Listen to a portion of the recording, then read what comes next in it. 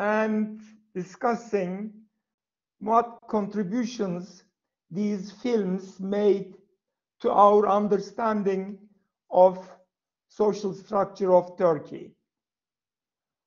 Now, if you don't have any questions, any comments, I will go into the summary one by one, and then hopefully at the end, an overall evaluation of these films.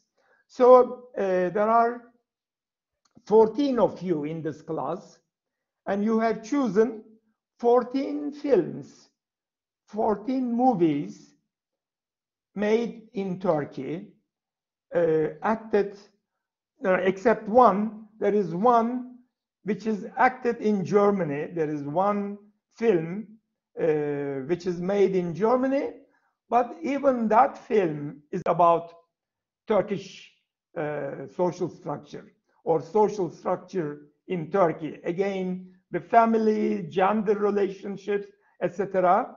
So actually all 14 films are about culture and social structure in Turkey. 13 of them are made in Turkey. One of them is made in Germany. Now, I will start with the earliest one that Nil Ece picked.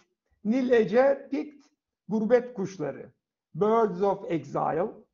Now, Birds of Exile is a film shot by, directed by Halit Refiğ. You know, Halit Refiğ is one of the early directors of Turkish movies. And actually in 1964, this film had an, in one of the, in Antalya Golden Orange Film Festival, you know, it was actually for the first time that that film festival started. Now, the story is, or the name of the film is from Orhan Kemal's novel with the same name, Gurbet Kuşları. But originally, Turgut Özakman had a play called Ocak, the chimney, or heart. So Halit Refiğ adopted that first, but the dialogues were not enough for his taste. So he asked Orhan Kemal to rewrite the dialogues. So in 1960s, you know, there was this huge internal migration from the villages to the cities, to the big cities, to Istanbul, to Ankara, to Izmir, and especially to Istanbul. You know, Istanbul was set, you know, I was a second year, actually now, let me see, 7th year in the junior high school in Denizli. And, you know, I was reading newspapers, and the newspapers, it was news that so many people are coming through trains to Haydarpaşa, you know, the families, and passing through ferries to the European side, you know, migration to a city where its land and stone is golden. Taşı toprağı altın, you know, that was the cliche at that time. So Orhan Kemal and Turgut Özakman's play picked this idea of this, you know, they want to capture this migration, internal migration, the story, the tragedy or the happiness that is involved, the identity changes in the family, in the social structure, in the culture. So they had this film, and many times this film played in television. I think many people have seen it. Even in 2008, there was a serial in ATV, ATV in 2008, but only 2 episodes was run. So 2 weeks maybe. I don't remember actually. Rutkay Aziz was playing in this second one. In the first one, actually, the young who were playing in the first one were the famous, maybe later they became famous. For example, Cüneyt Arkın, Filiz Akın, Pervin Par. These were the people that played, many people actually. Ahmet Danyal Topatan, Hüseyin Baradan, Mümtaz Ener, Tanju Gürsu, all these people played in the first one. In the serial, Rutkay Aziz was going to play.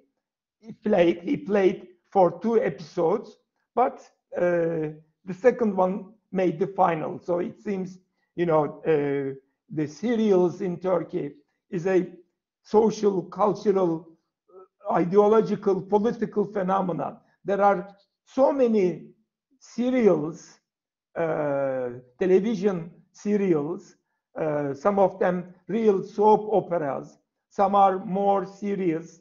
Maybe each television channel is playing 5 or 6 serials. So this was early time, when the serials were starting to be a phenomenon in Turkey. Instead of Latin American serials or American serials, now Turkish serials were starting, but it didn't make any, maybe people didn't want to remember those days.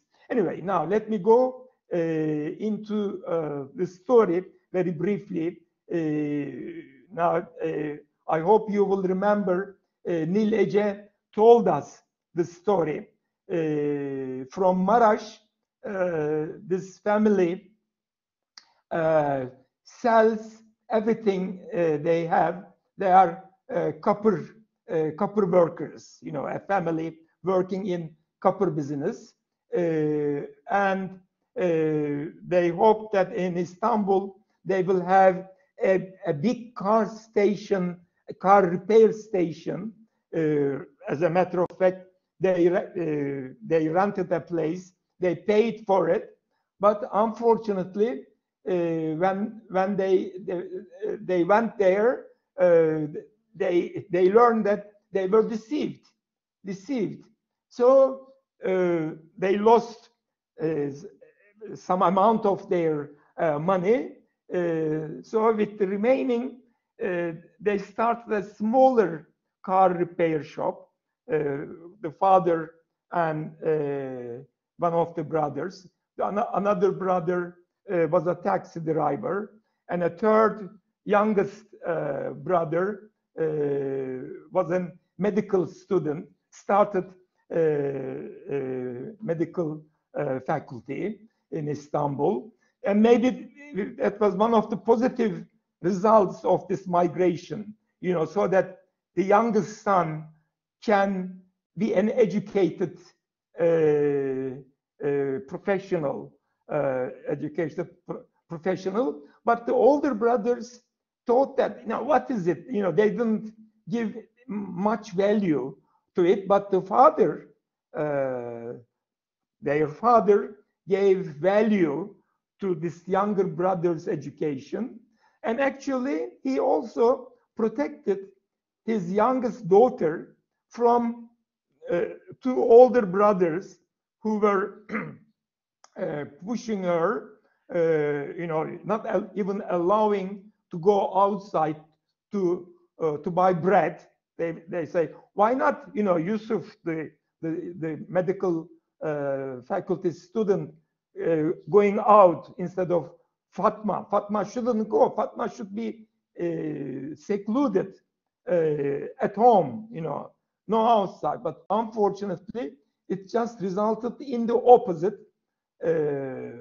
Fatma became Fatosh with the neighbors' deceived really, and one boy tried to seduce her and seduced her actually, and then saying that he will marry her, but this is a deception.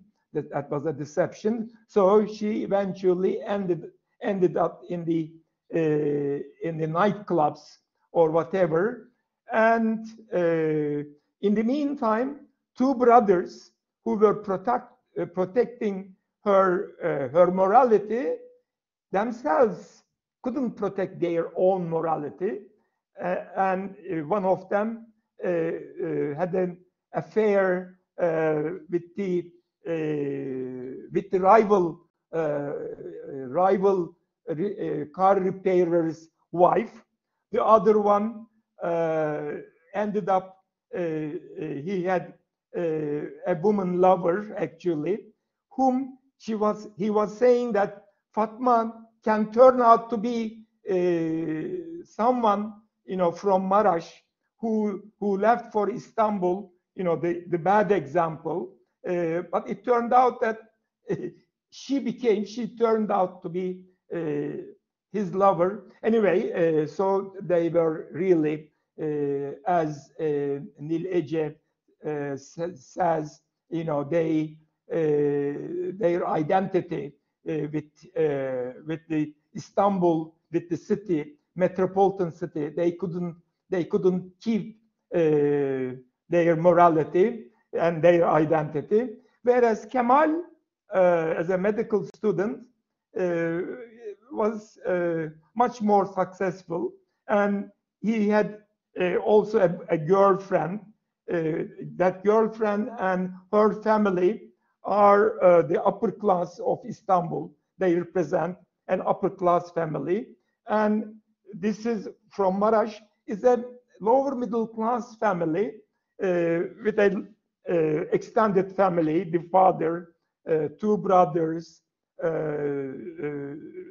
three brothers and a daughter, unmarried brothers actually, but we will see also extended families where brothers are married. Anyway, I will not go into more detail, but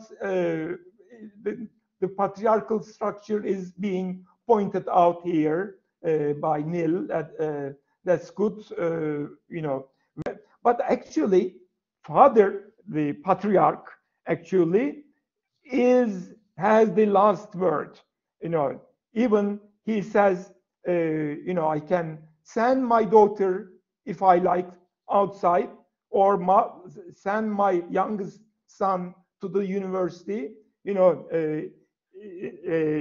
So he prevented intervention of two older brothers.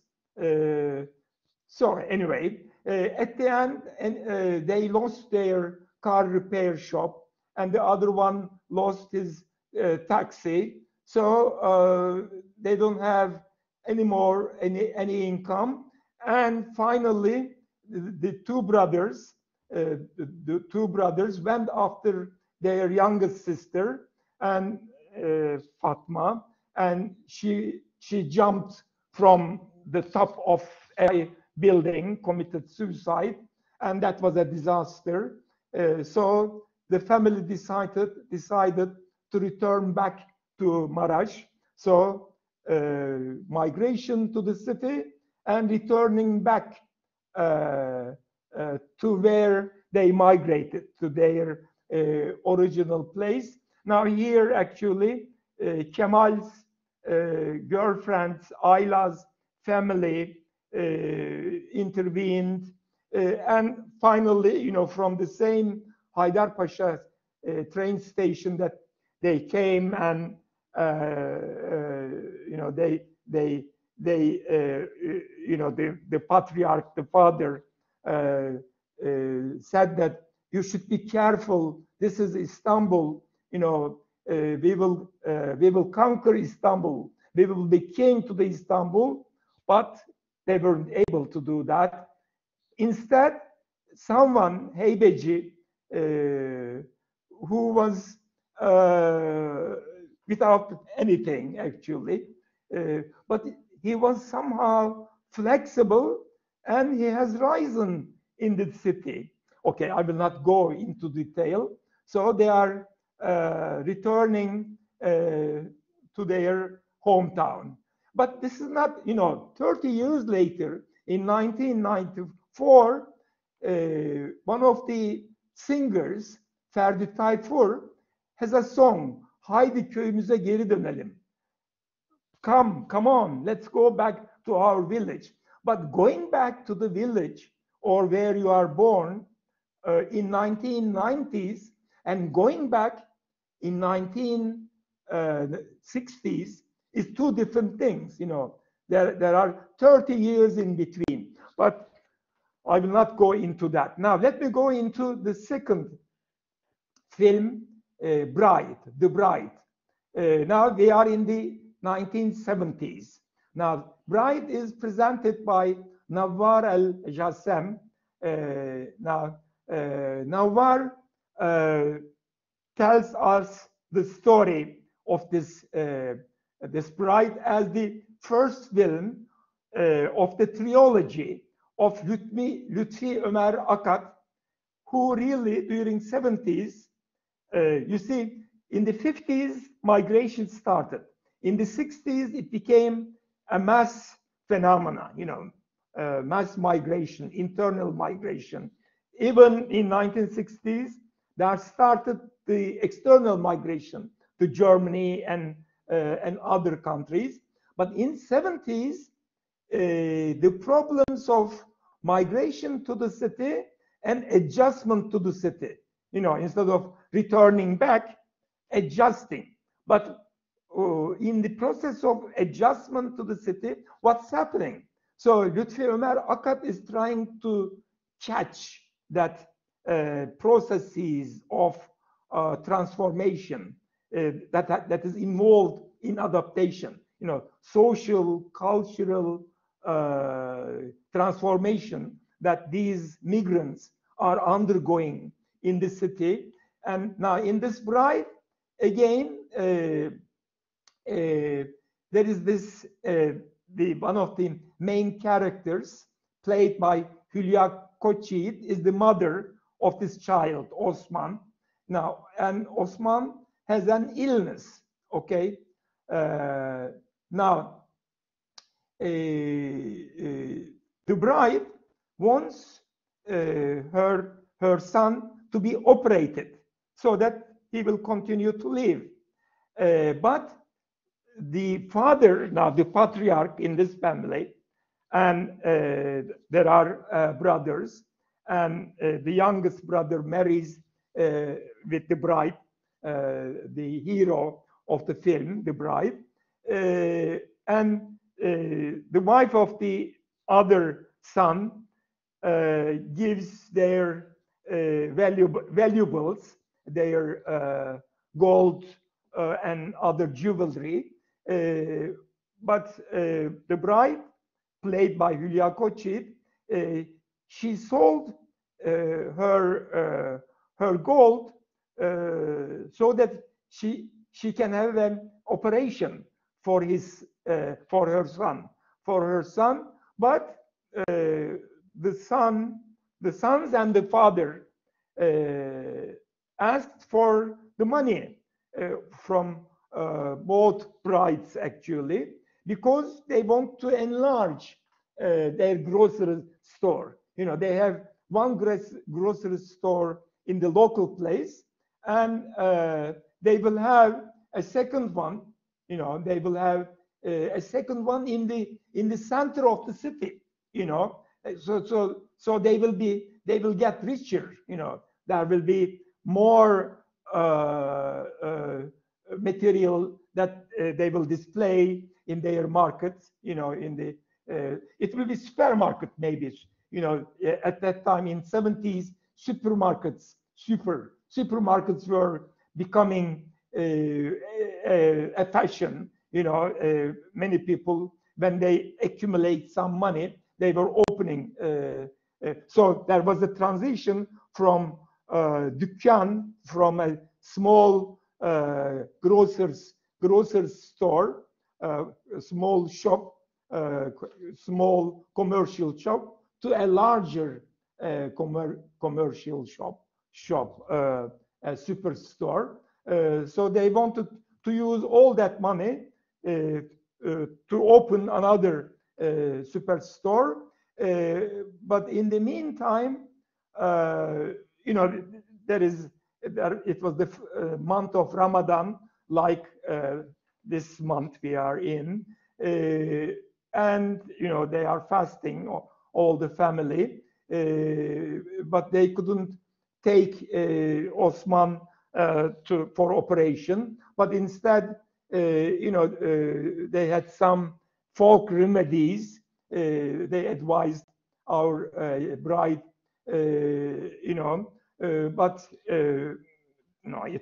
there was a real need for a medical, modern medicine's intervention was necessary. Other alternative medicine was not enough, really. So Osman died. And then when Osman died, the bride revolted, really. So she left the family. But the last scene, one of the last scenes, is very interesting, in terms of adaptation to the city. Now, the bride went to one of her friends who was working in the factory. So from inside the household to the woman getting out into the outside of the household and working for their own independent economic life, actually. So we see that her husband joins her and asks her whether they can find a job, a wage labor job in the factory for him too. So instead of the father, the patriarch father and older brother, having a capitalistic entrepreneurship, a commercial entrepreneurship, now he opted for his wife and a new type of life. Maybe while the first one was less humane and more economic oriented, this one is more humane, perhaps. But then, of course, the conditions of the factory. Now, the conditions of the factory. Now we will see more about the conditions of the factory. I can go into the family structure, gender relationships, the family relationships, class, but I will not go into that. Now I will go to the third movie, but the second in the trilogy, Wedding. Again in the same year, 1973. This was presented by Elif Karataş, Lütfi, Ömer, Akit, second in the trilogy. Lütfi, Ömer, Akit had many other films, during 50s, even starting from 40s, 50s, 60s. But in 1970s, he decided that, Turkey is ready for a new type of film, as the working class in Turkey is now organized, with 1960 coup d'etat. There was a constitutional change and new laws allowing union membership of the workers in the factories. And as a matter of fact, in 1970, there was a big workers' march in Istanbul. So it seems that Lütfi Ömer Akit was influenced by this. And in his second, and in the first one, there's a starting point. Now, in the second one, in the wedding, there is a new phase of it. Now, again, Hülya Koçyiğit, as the big sister in the family, Zelha, is there. She has actually a man with whom she was going to marry, but no, they have to go to, no, in the village. So they had to go to the city for the family to find jobs and, you know, make the ends meet and have a better life. So they came to the city. Her two younger sisters started work in the factories, wage earners they became. But brothers, she has three brothers. There's an older brother who is like the patriarch in the family. The older brother and older sister are now in argument with each other. But there's an uncle who, the uncle is in the role to sell, actually, no, not selling, but to marry the Zelha's younger sisters to those who give high bride price, so that with this bride price, the oldest brother and the second brother can have some equipment for their commercial activities.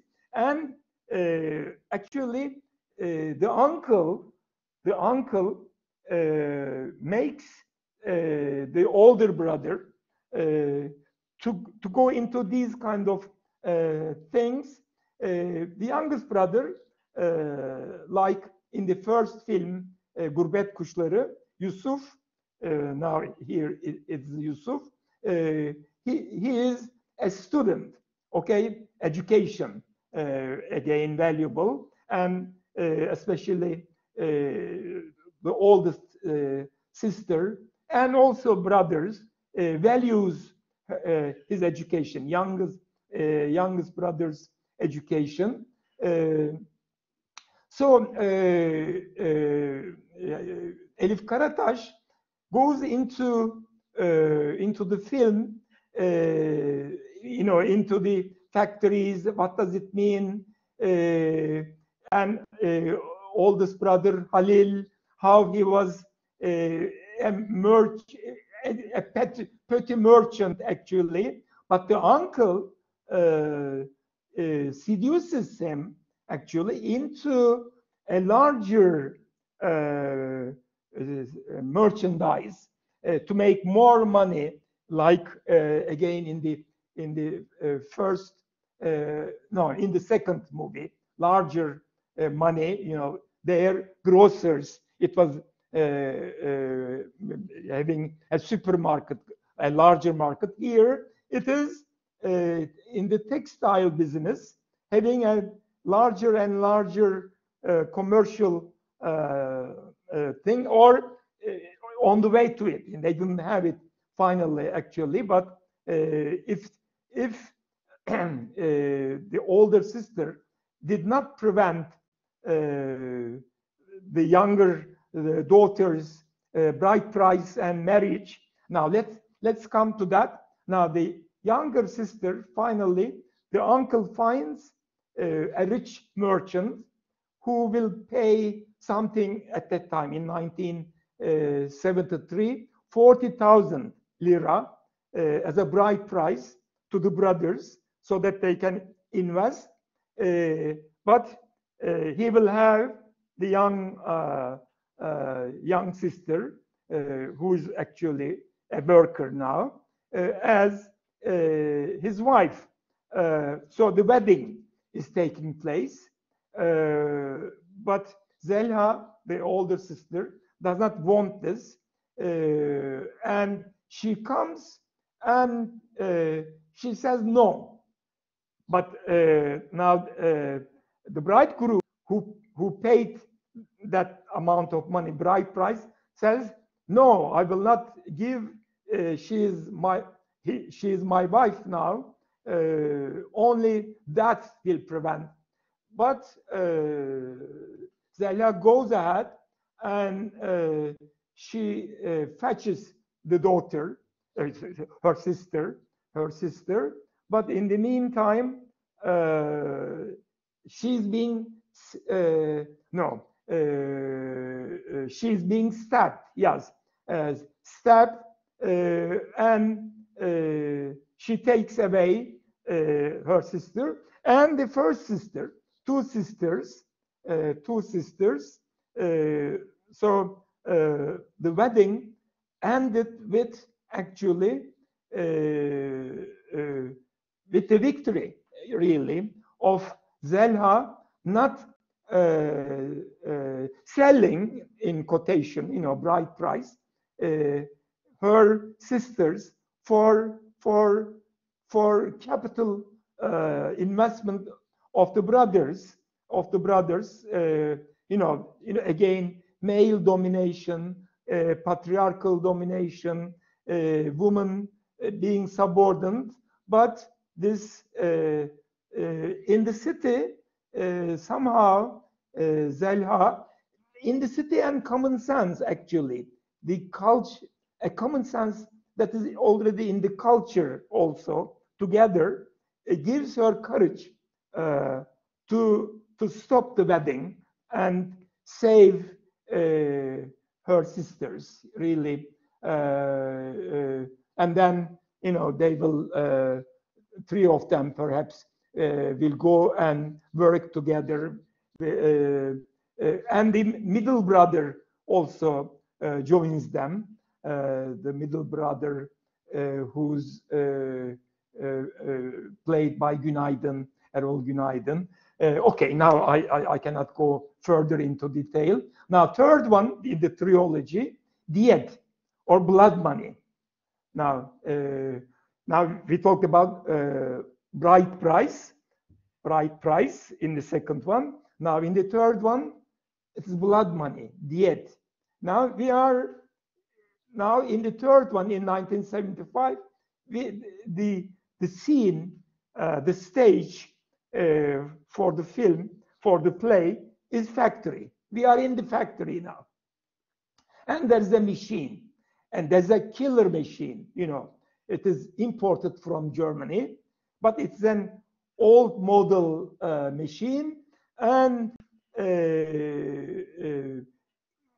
a moment you are not careful. Okay, Zahra Bakırcı presented this movie, and again, Hülya Koçyiğit is one of the main actresses.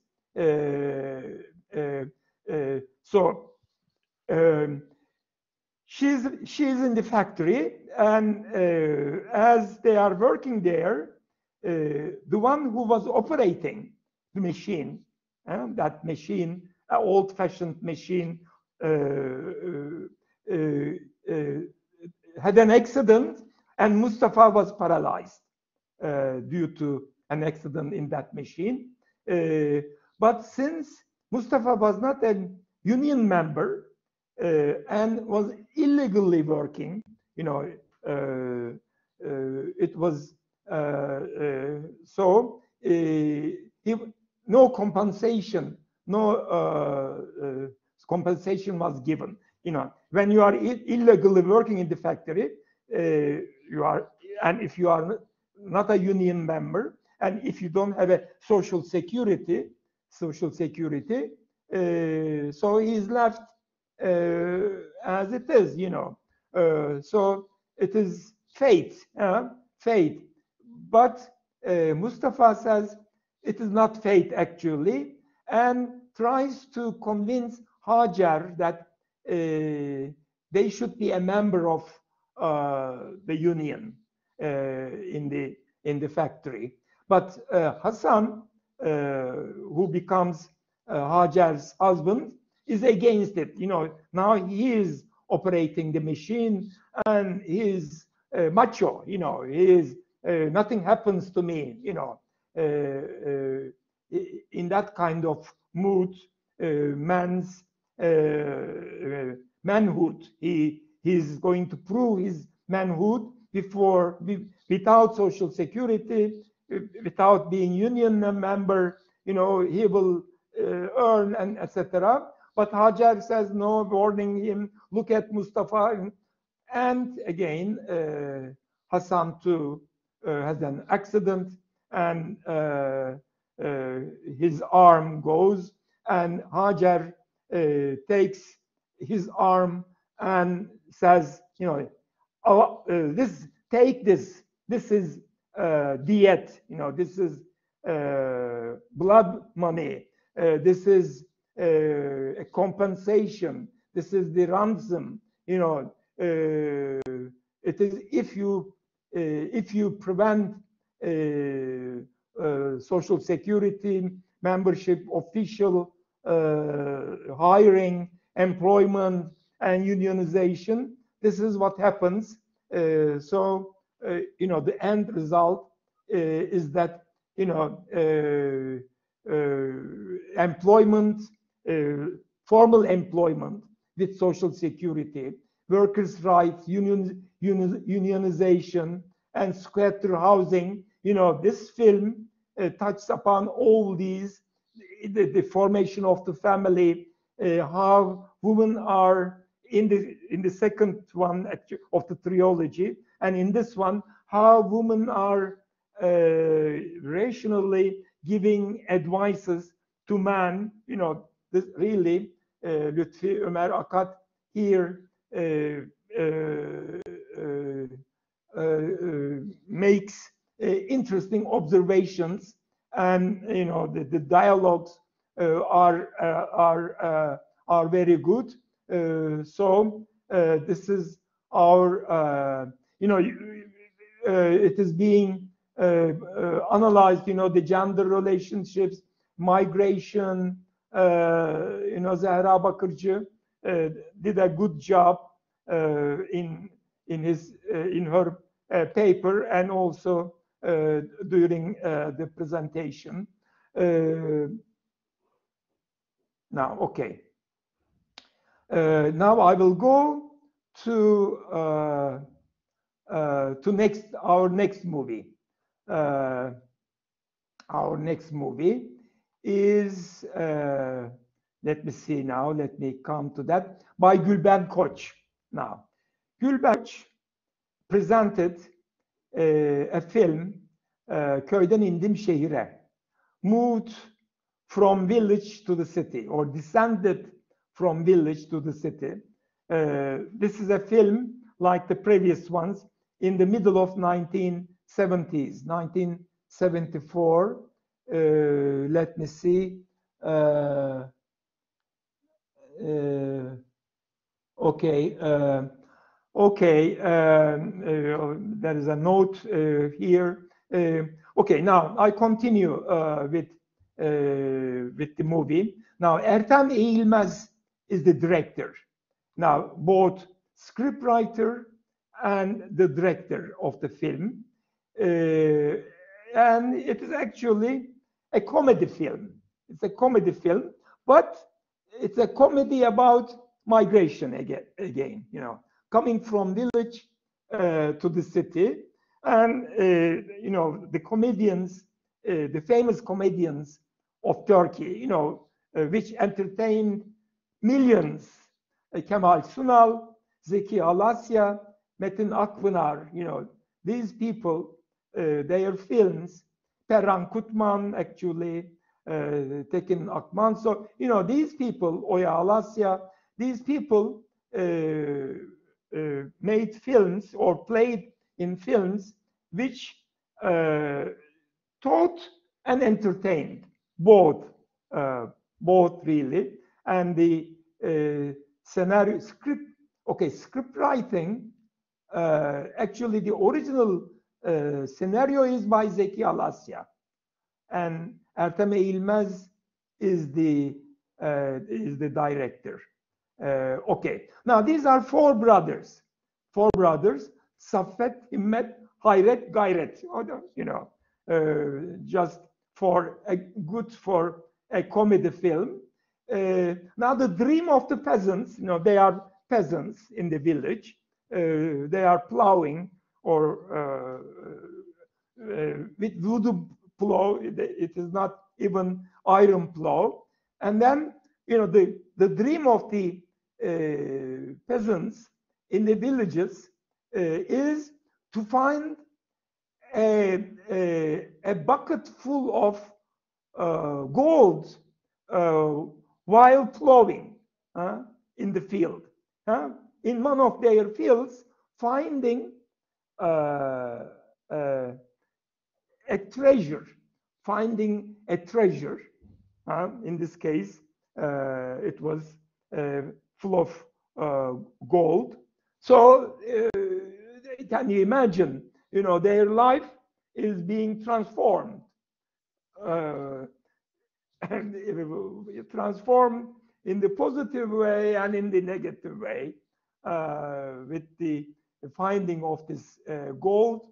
So, as it was told by Gülben Koç, these people, the four brothers, take this gold to the city, and you know, they go to a relative friend. Okay, again, a social relationship. That, you know, they come to the city with whom they will go, you know, to turn this gold into money, so that they can buy clothes, etc. And then they start doing that, and then they bring their wives. Okay, so the four brothers, peasant brothers, their four wives coming into city by the city people, you know, initially not being accepted, but when they learn that they have gold, they have money, then they change their attitude. You know, it is really a very funny movie. So the man and wife's relationship, again, as typical man-woman relationship. Now, Gülben Koç points out that you know, there is dominance of man over woman, both in the public and in the private sphere. She gives a reference to Sultana, actually. I can say that, but she says this, but I saw a less patriarchal family environment in the movie where women in the city life were more comfortable. Okay, that is one of the things about the, you know, the village woman dream that when they come to the city, they will be comfortable, and indeed they become comfortable. You know, they have a lot of money now, etc. So this is, you know, migration again, but it is not typical sociological type of migration, but rather, you know, making, you know, with finding this gold, you know, how we can turn a serious issue like migration into a comedy, kind of, and that's Ertem Eğimez, together with the four brothers, and of course together with Zeki Alasya, Kemal Sunal, Metin Akpınar. You know, it is a movie watched by people, maybe not as much as other movies of Kemal Sunal. They say that, you know, when you read more about this in the internet, you know, it is a continuation of maybe Salak Millionaire. You know, there's another movie where again Kemal Sunal is playing. I think that's enough for this movie. Now I will go to the next one. Now next one is Devlet, Kuşu by Gamze Aydın. Now we are already in 1980. As we discussed in previous weeks, in 1980 we had economic crisis actually in 1977, 78, 79, political crisis. And in 1980, 12th September, we had a coup d'etat. Now, Devlet Kuşu, the bird of state. You know, Devlet Kuşu, konmak.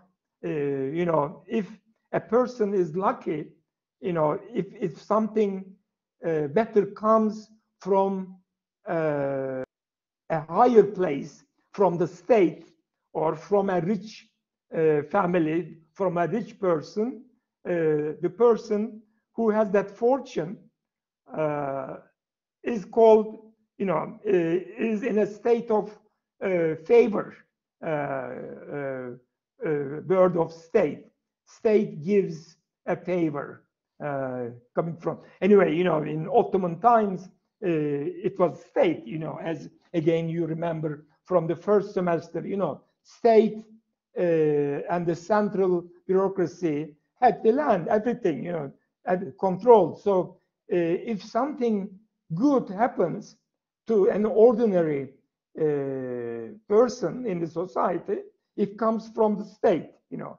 It is as if a bird is flying from the state, a favor, and coming to the person, you know, that kind of a. So here is Mustafa is going to marry a rich girl, who is in love with him,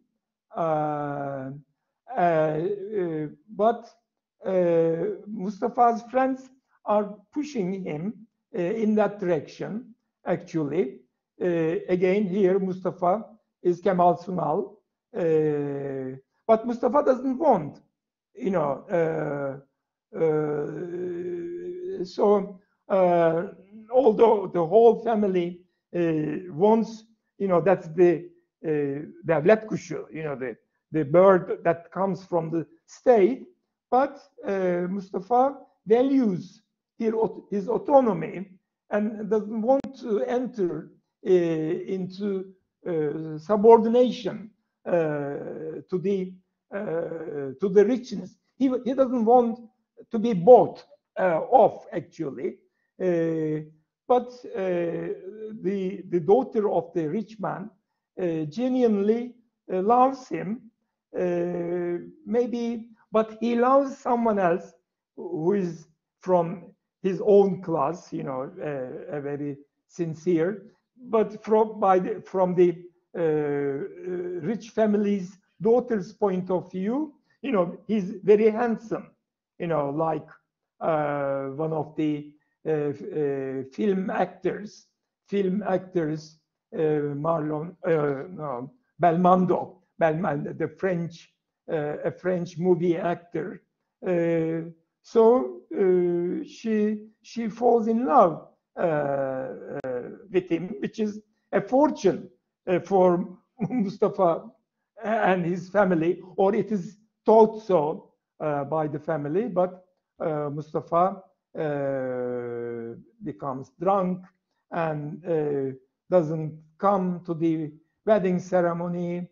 And okay, now it is one of typical Turkish movies, you know, poor boy, rich girl relationship. You know, there is, you know, a kind of comedy emerges there. Okay, now let's come to the seventh film.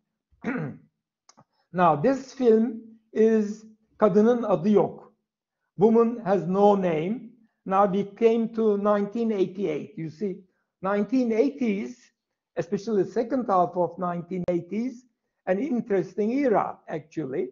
And Duygu Esena wrote this book. Kadının adı yok. Woman Has No Name.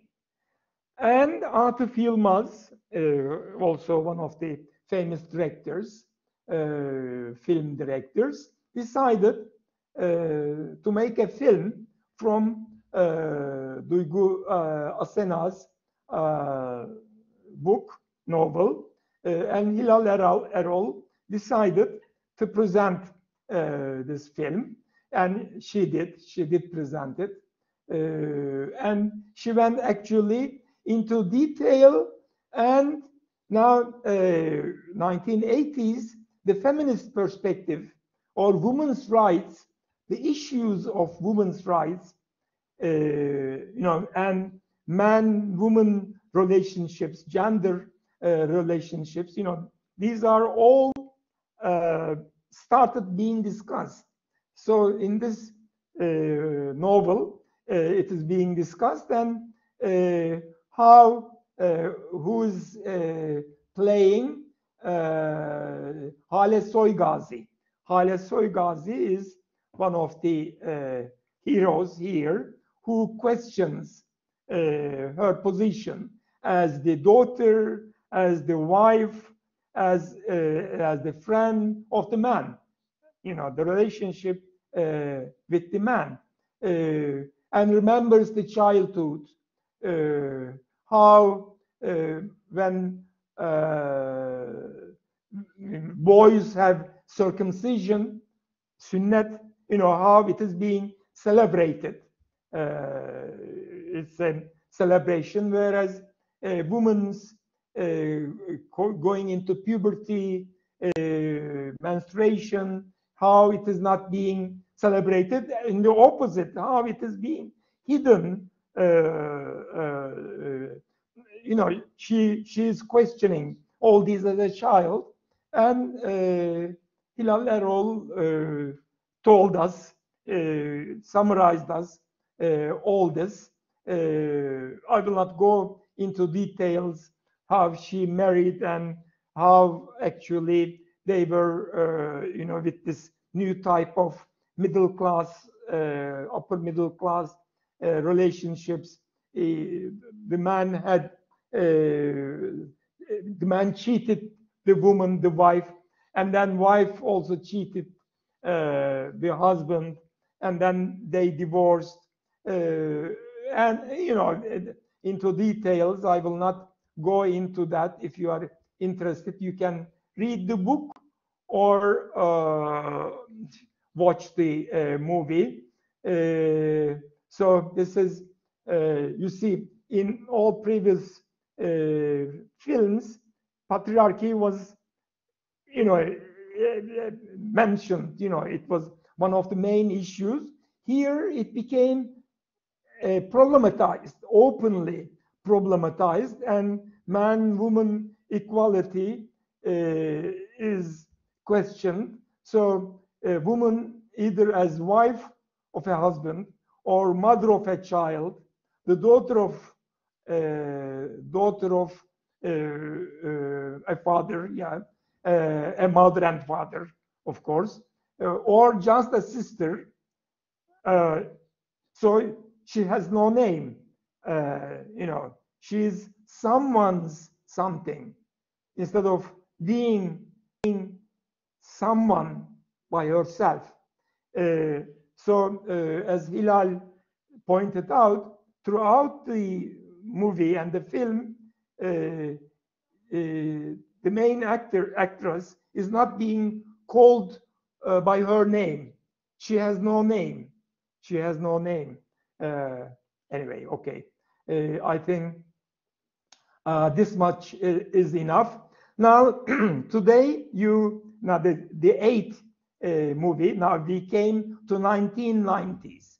1997, Zeki Demirkubuz's Masumiyet, Innocence, where main characters are Haluk Bilginer, Derya Alabora, and Güven Kıraç. Now, how we will see innocence here. Now, Alanur Taşpınar, in this paper, she says that actually the most innocent among these three is Yusuf, who actually comes out from the prison because of committing a crime, again killing his sister and man, two of them together, after so many years. But they meet in a hotel, in a town hotel, these three. And I made you listen to this monologue by the main character, Bekir, telling his story to the one who came out of the prison, his relationship with Uğur, played by Derya Alabora, the woman who is in love with a man who is in prison, and as man is transferred from one town to another town, Uğur is going from one town to another town, and Bekir, who is in love with Uğur, is also going from one town to another town. And finally, they met in this with this Yusuf coming out of the prison and listening to the story, observing the woman's daughter, deaf and mute daughter, how she became deaf and mute, violence against women actually, and women working in nightclubs. So there are scenes where she's shouting at Bekir or at Yusuf,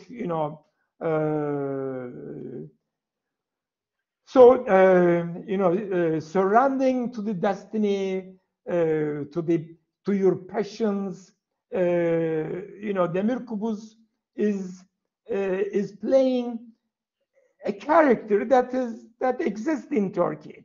This Bekir, he in that tirade monologue, he was saying that his father accumulated some money, and they were relatively rich, and they had a store in a good place of the city of Istanbul, and he was the owner, earning money and having a wife, etc. But when he saw Uğur and remembering her from their neighborhood relationships, and Zagor, Uğur's lover,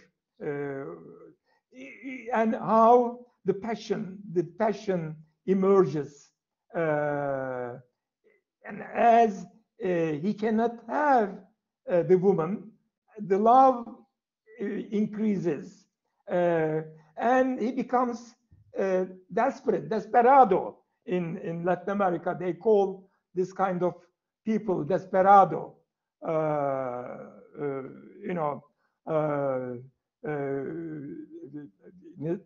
Not being able to resist into your passions, and destroying yourself and destroying the other, the social life, now, or transforming into a different kind of social relationship in the fringes of the society.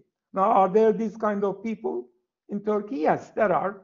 Now, there not very many, perhaps, but this is a film, from art point of view. It is a very good film, actually, with a lot of prizes being won. So unbelief, evil, goodness, innocence, how these emotions. You see, that is one of the things about the movies. When we do research, that research is usually a cognitive type of knowledge.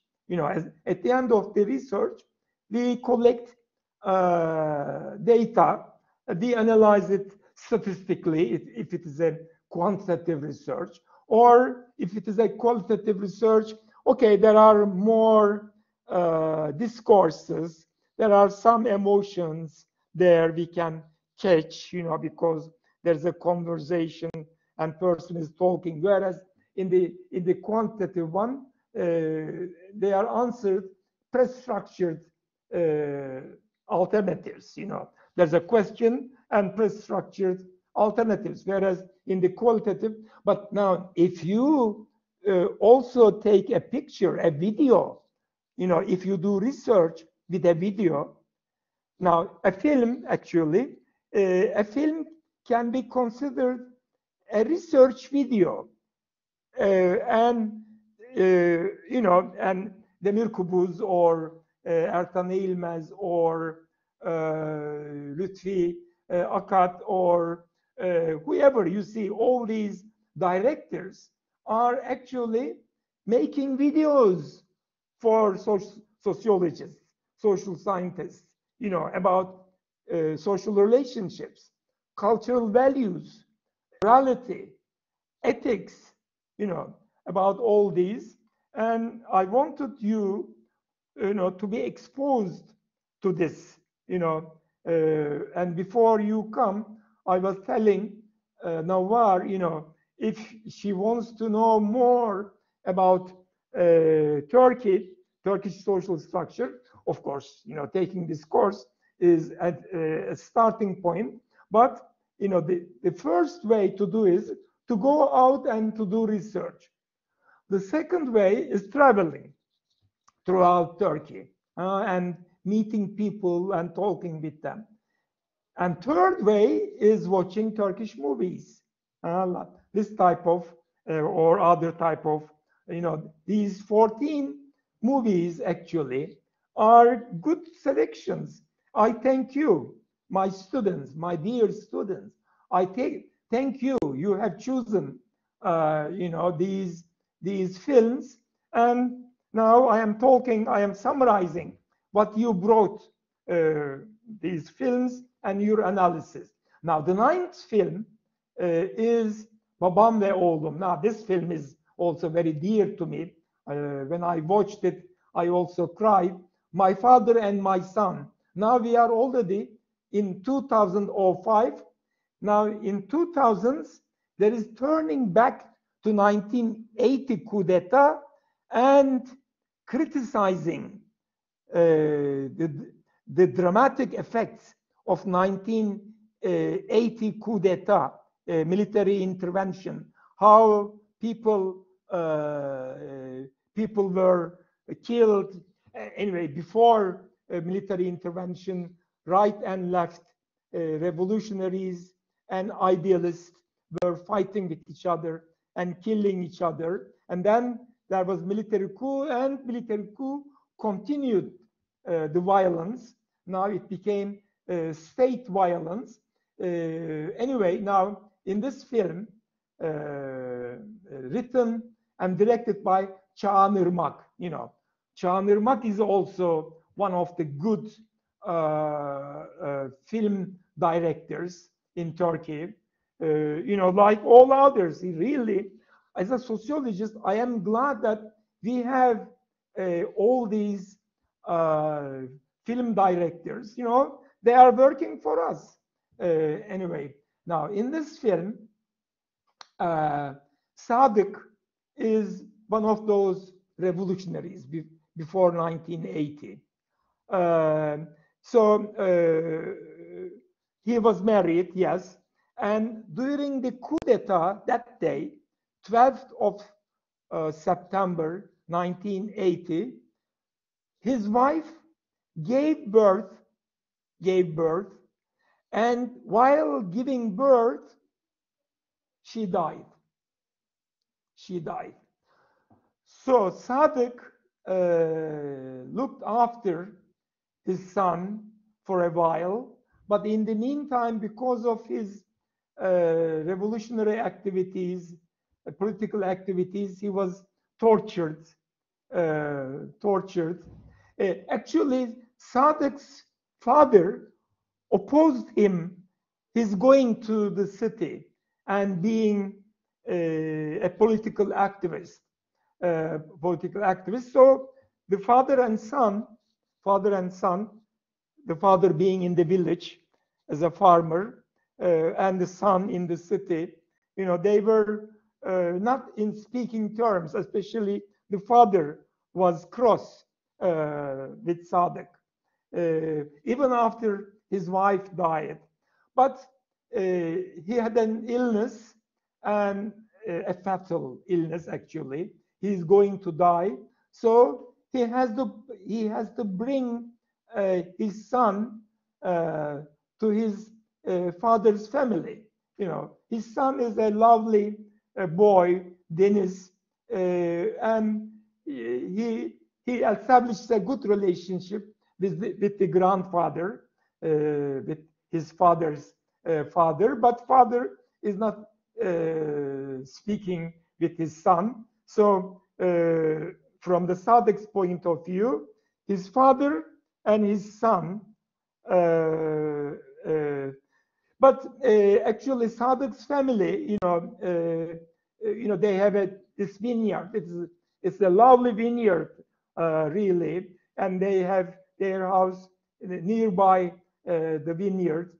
And the Sadık's father has a sister, an unmarried sister, wife and wife's sister, and this is really a movie, a tragic movie, where Hümeyra is playing the mother, Çetin Tekindor is playing the mother, Şerif Sezer is the aunt. So we can see here 1970s and 1980s in the city, and its impact into the villages. And while villages are gradually being commercialized, being transformed, but now this is also going back to the village. Like in the first movie, we talked about going back to the village, actually going back to Maraş, to smaller city, but there's also going back. This is one of the going back to the village, but now this type of a going back is tragic, really, because of fatal experiences in the city, torture, etc., and having a fatal illness. One of the scenes is, very effective. Sadık died, and father suddenly goes out of mind and says, opens his hands and says, I shouldn't have let him go.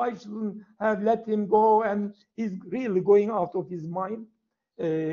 Now, I think in the meantime, Ece Varmışer is now, Ece Varmışer is remembering this. Maybe some of you are also watched this movie. But then his sister takes the other son, Sadık's brother, older brother actually. He's he has a mental problem, and she says to him, "Run now, run and go and hit with your body, hit your father's body."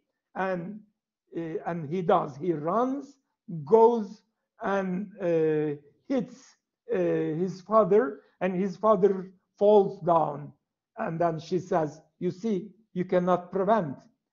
So don't accuse yourself. Don't accuse yourself. Come to your senses."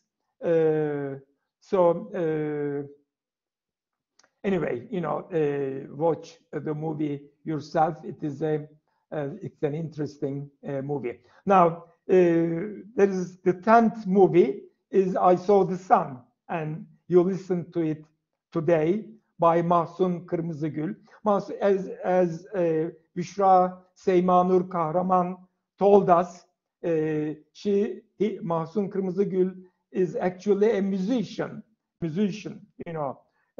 For example, he has one of the films is we are on our foot. We didn't die. We are alive. We are on our foot. Ölmedik, ayaktayız. One of his famous songs, actually, and actually also I think it's a film. Previous films like Beyaz Melek and others. But this one, as I said, when Büşra was presenting her paper, he's trying to touch about forced migration of a Kurdish family in eastern Turkey, migration, a general migration, internal migration from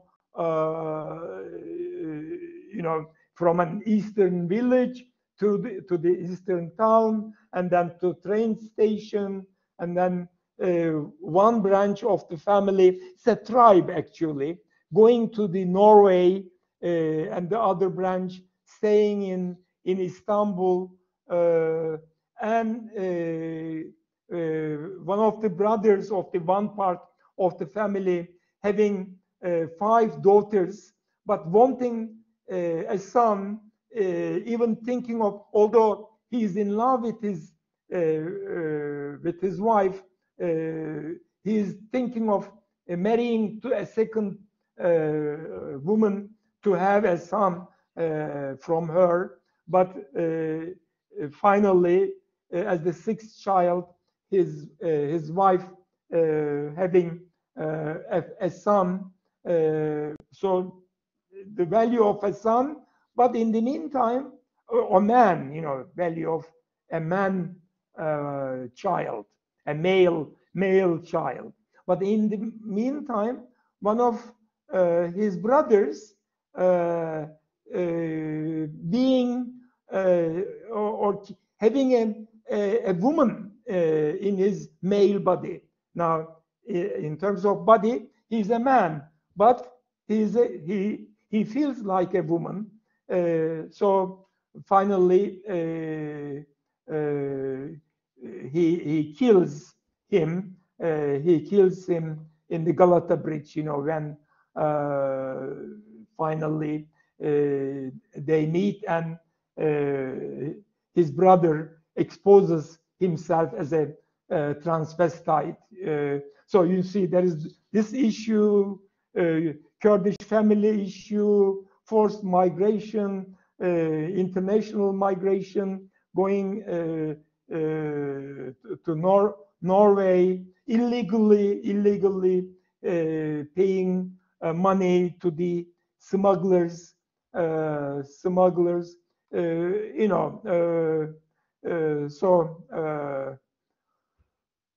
an interesting movie indeed.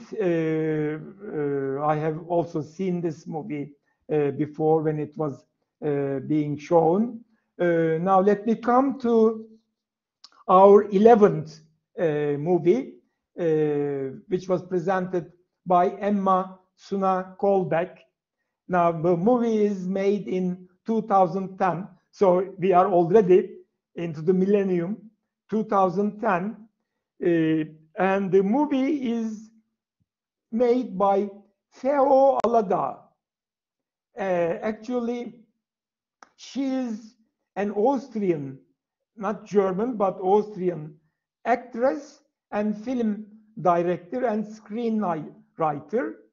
Her husband is Turkish, so her second name, Alada, comes from there. And in this movie, Die Fremde, the stranger, Sibel Kekili, one of the Turkish actors, German, she's Turkish, but she emerged as an actress in Germany, and Emma made a very good presentation. Now, in this movie, Sibel Kekili plays this woman who is raised in Germany by a Turkish family, a migrant Turkish family. So in Germany, she is, although father and mother are are in a neighborhood in Germany where traditions that the families brought from Turkey are there, but yet as she, the daughter, as she's kind of educated, she becomes, she wants to be independent, and her name Umay, but somehow Umay is married to Kemal, who is in Istanbul, in Turkey. So there's a return migration. A Germany-born and raised woman coming to a man being born in Turkey, in Istanbul, and raised in Istanbul. And the husband, wife, and they have a son, Cem. But the husband and his family is not very comfortable with Umay, who is a German, under German conditions, a woman grown and educated in Germany, and Kemal is using violence against his wife, and also he is beating the son, Cem. So Umay takes her son and goes back to his family in Germany, but the father in Germany wants Umay to go back to her husband, but Umay does not want that. Anyway, Kemal doesn't want her to. He uses bad words for Umay, like a German prostitute. He calls this kind of a bad name to her, but he wants his son, and the father of Umay is trying to take away Cem from Umay and send him back to his father, but Umay calls police and takes her son and himself into a woman protection center. But now father and the older brother and younger brother, they are disgraced from their values point of view. So they are planning to murder her, and the youngest son is given that job. but she couldn't do that. But instead, Cem is being stabbed and killed.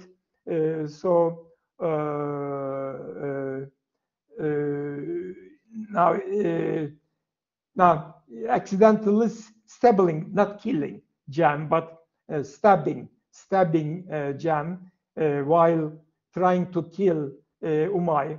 Mehmet now, when youngest brother fails, older brother tries to kill, but instead of killing Umay, he stabs the son Cem. Emma analyzes all these main characters one by one. I will not go into them. Now I will go into our next movie. Now this is done in 2016. Ekşi Elmalar, Sour Apples by Tuğçe Fatma Ayılmazer.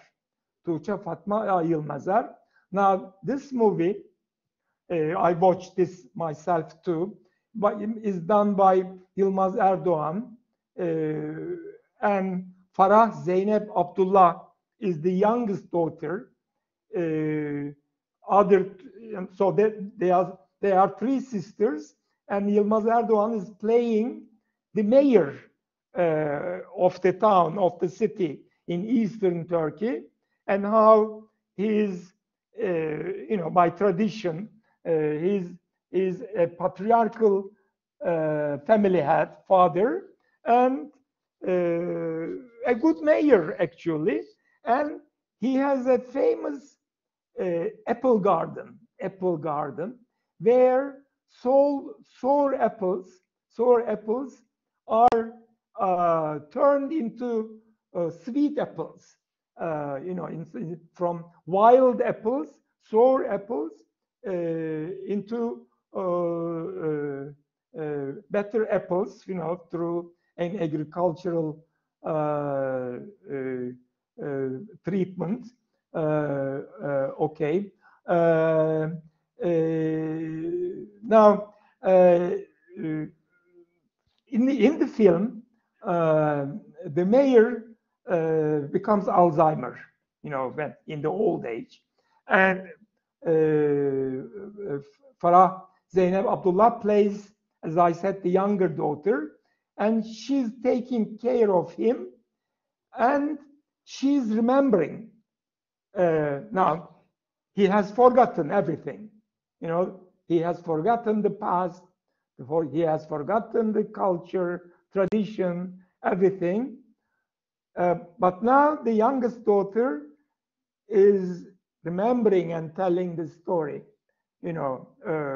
how he was the memory, he was the hero of the implementation of all these family relationships, gender relationships, being the mayor of the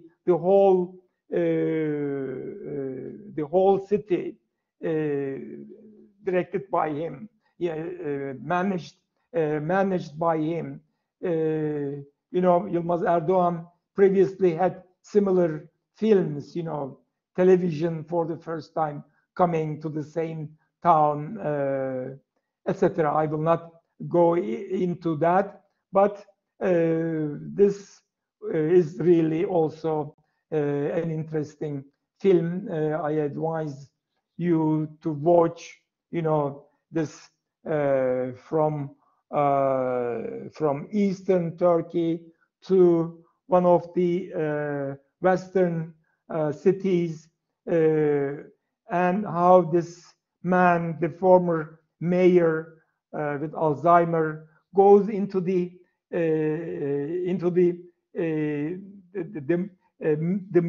mayordom, the building of municipality building, and accidentally one of his men in the town where he was the mayor was, so he's saying, oh, why are you doing this? Do it better. He suddenly remembers,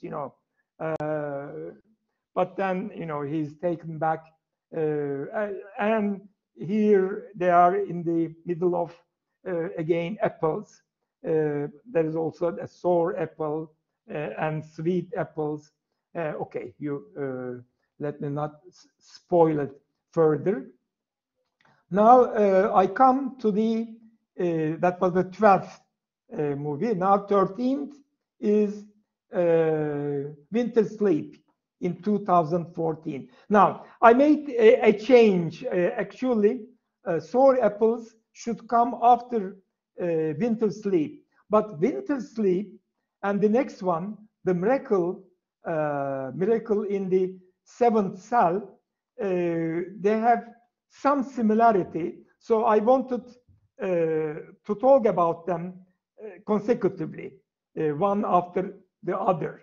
Now, Nuri Bİlge Ceylan, as you know, is one of the directors.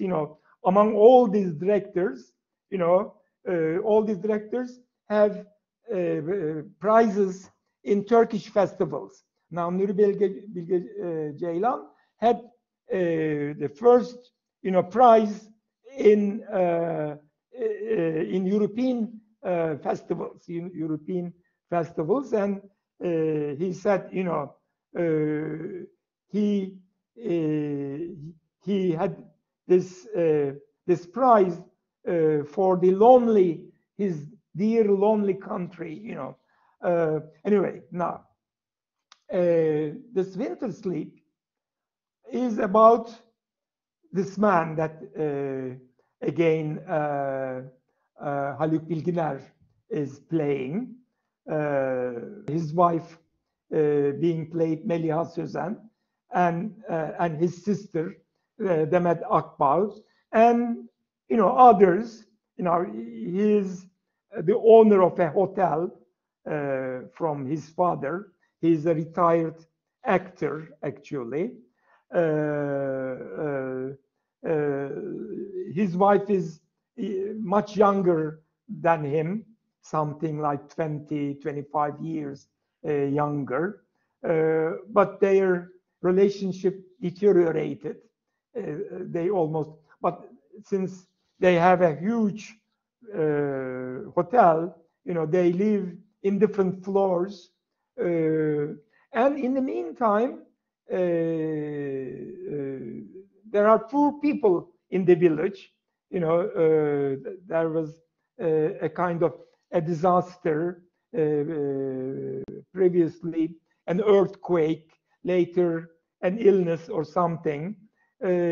So the villagers, the poor villagers or townspeople should be helped in terms of education.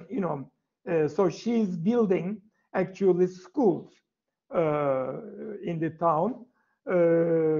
But in the meantime, one of the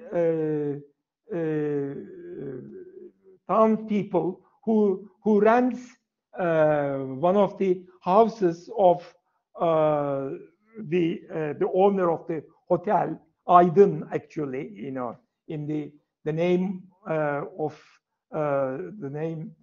the character that Haluk Bilginer plays is Aydın, a former actor owning a mountaintop hotel in Cappadocia.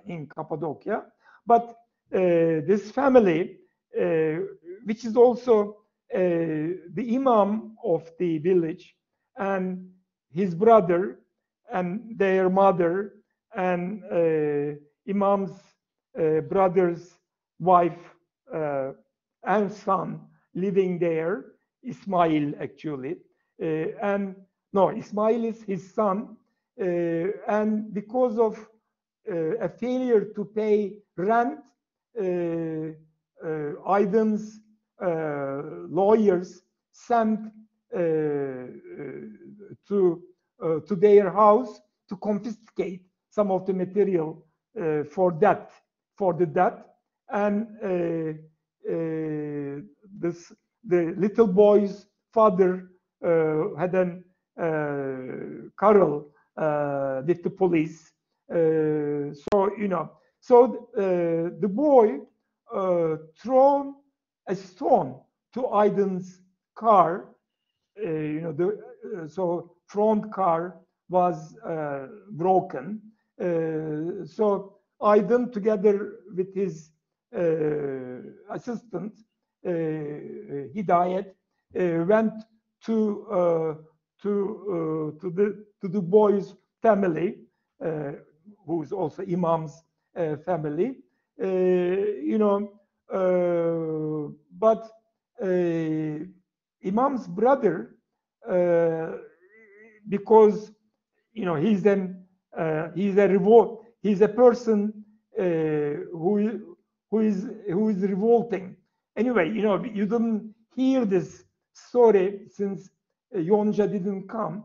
Yonca was going to tell this story, but unfortunately Yonca didn't come. So I am telling this story, but okay, I will not go into details. But what interests me here is that Nur Bey Bİlge Ceylan uses some material while he is writing his scenario for this film by Anton Chekhov.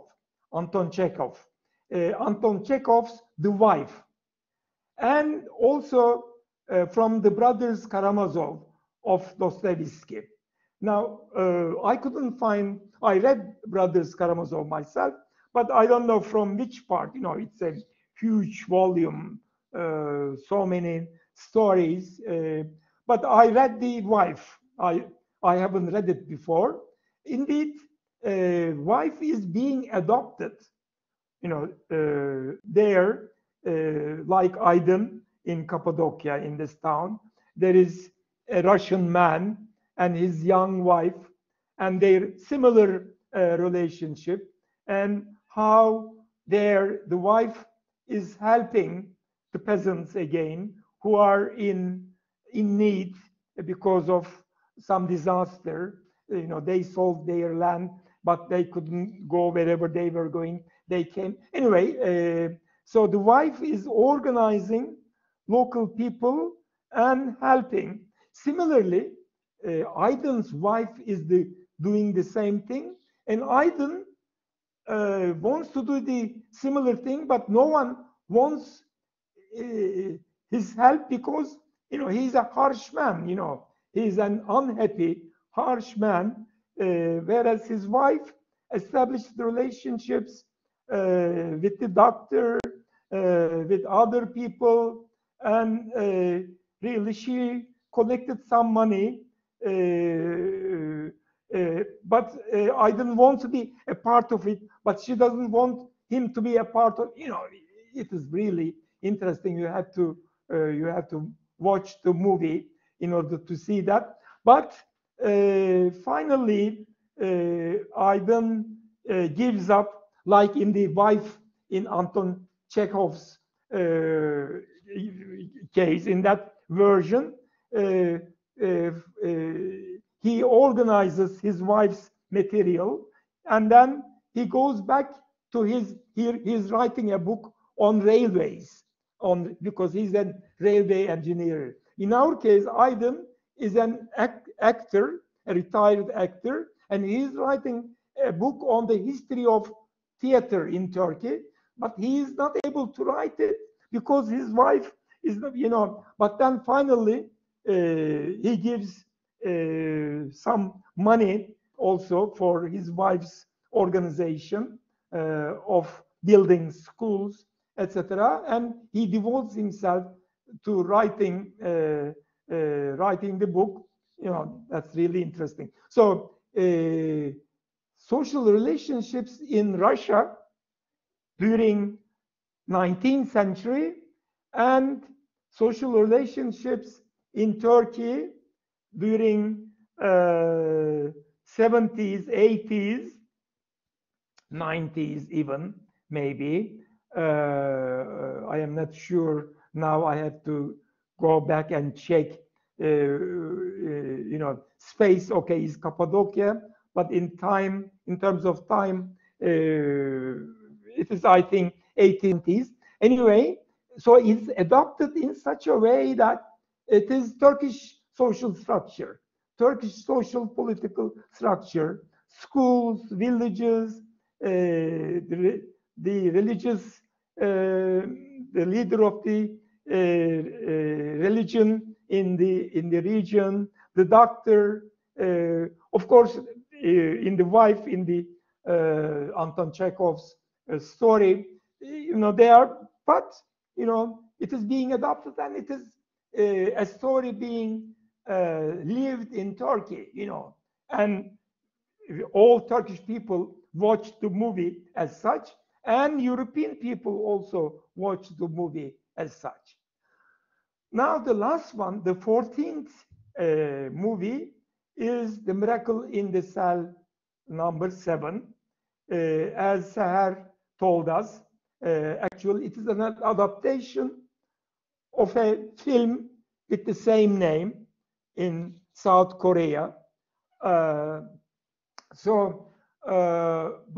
I watched this film too, you know, but it is adopted in such a way that you know, it tells about Turkish prisons, really. It tells about a man who is very loving man, you know, mentally 7 years old, like his 7 years old daughter. You know, he is taking care of her, and he is trying to buy a school bag, you know, but another girl of the same age, in the same class, in the same school, is a daughter of the military commander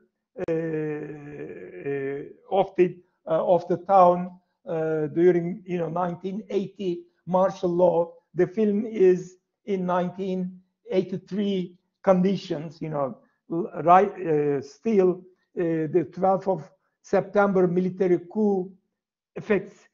So the film is put into that perspective. So the colonel buys the last bag for his daughter. So you know, they are very sorry, and then during a picnic, the colonel's daughter is playing, okay, a kind of fooling with this man, you know, the father of her friend, but you know, mentally he has a mental problem, you know, mentally 7 years old. So he is playing with the girl, and then the girl goes further and further into in the sea, in the stones, in the stony place, and then finally falls down, hits her head into the stone, and falls into the water. And the father of Oba, Memo, also jumps into water to save her, but she's dead. And the people runs there and finds him with colonel's daughter in his hands, bleeding and dead. So the colonel wants this man to be hanged, you know, the capital punishment. So I showed you the beginning of the film where Ova is bride now, getting married, and while she's getting prepared, you know, for going out with brides, dressing, etc., the radio or TV is open, and there is no capital punishment. Whereas up to that point, you know, so many people, young people, from revolutionaries and from idealists, were hanged, actually, were punished with the capital punishment. And then she remembers how a man in the prison sacrificed himself and let himself to be hanged instead of her father. In the, that's a point, you cry, really. He's so sorry because he killed his daughter, that he volunteers instead of, Ova's father being hanged, killed, and Ova's grandmother also dies in the meantime. Her teacher, a woman, is taking care of her, and she's brought by the the boss in the cell, in the prison cell, koğuş in Turkish, brought into the cell, where daughter and father are united, and everybody loves them, really, the relationship. That is innocence, although there was a movie called Innocence. This is a movie, but it is more than innocence, and it is called in Korean version Miracle, and in Turkish version too, Mucize. So something like a miracle. A man volunteers to be killed instead of this man, the father of this girl. So she remembers that although now capital punishment is forbidden, that man died for her father and for herself. That was a good beginning. And at the end of the movie, again, we come back, she is remembering, like in the sour apples, she is remembering. Now, in the Korean version, the girl becomes a lawyer and defends her father. But in the Korean version, the mentally problem father is charged with murder, and he is found doing a kind of first aid activity. First aid. What do you call that? First aid in order to save the person who is dying. You give some breath to the person. It is pulmonary CPR. Anyway, I don't exactly know the English name, but thinking that she died because she fell down, because it was icy. She fell down, the girl, and now the girl here is not the daughter of a colonel, but daughter of the head of the police. Parallel. So really, it is so much parallel between the Korean and Turkish, and Turkish is the Turkish, and the Korean is the Korean. Really, that is the success of the directors in Korea, and director Mehmet Ada Öztekin, and the writers Özge Efendioğlu and Kubilay Tat in Turkey, and Aras Bulut İynemli playing the father, this father, with mental problem, and Nisa Sofia Aksonger. Really, this is, and I think I have to also mention Korean director's name, Lee Hyun-kyung, and he's also the writer, Lee Hyun Kyung, writer, together with Kim Hwang-sung, Kim Sung-sak. Anyway, here I stop. I hope that these 14 films exposed you, my students, to social structure of Turkey. Now, towards the end, in a comparative perspective with Russia and with South Korea, and we, as you remember, in the first semester and in the second semester, we compared them in terms of economic development, per capita income, etc., and many other things.